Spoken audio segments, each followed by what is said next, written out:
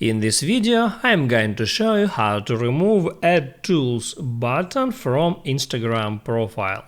Also, you can remove Insights and Add Shop button from here by doing the same steps.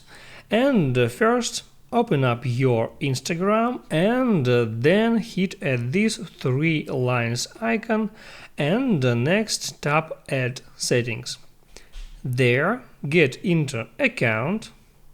And now here tap Add Switch Account Type. It gives you two different options. You can switch your account to personal or to creator account. That means that your current account is now business account, and that's why you got these three extra buttons on your profile page. So to get rid of these buttons, all you have to do is switch your account to personal. I selected that option and then I need to confirm it. And guys, that's it. My account switched to personal account. Now I can open up my profile, and as you can see, there are no more these three buttons at your profile. That's how it works. If this video helped you out, don't forget to like and subscribe.